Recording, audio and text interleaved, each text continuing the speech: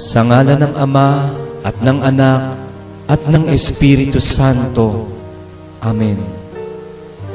Binati ng anghel ng Panginoon si Santa Maria, at siya'y naglihila lang ng Espiritu Santo. Aba, Ginoong Maria, napupuno ka ng grasya, ang Panginoong Diyos ay sumasa iyo. Bukod kang pinagpala sa babaeng lahat, at pinagpala naman ang iyong anak na si Jesus.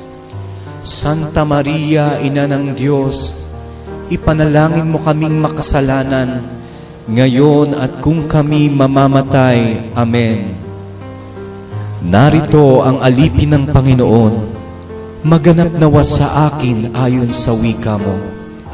Aba, Ginoong Maria, napupuno ka ng grasya, ang Panginoong Diyos ay sumasayo.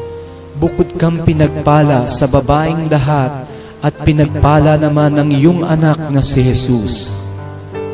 Santa Maria, Ina ng Diyos, ipanalangin mo kaming makasalanan, ngayon at kung kami mamamatay. Amen. At ang Berbo'y nagkatawang tao, at nakipamayan sa atin. Aba, Ginoong Maria, napupuno ka ng grasya, ang Panginoong Diyos ay sumasayo. Bukod kang pinagpala sa babaeng lahat, at pinagpala naman ang iyong anak na si Jesus. Santa Maria, Ina ng Diyos, ipanalangin mo kaming makasalanan, ngayon at kung kami mamamatay. Amen. Ipanalangin mo kami, o Santang Ina ng Diyos, nang kami maging dapat makinabang sa mga pangako ni Kristong aming Panginoon. Manalangin tayo.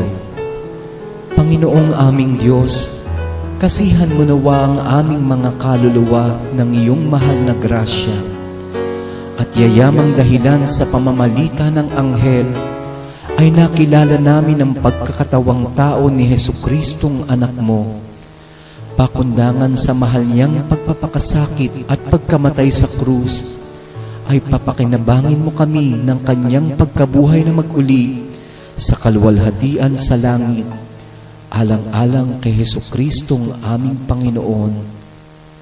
Amen.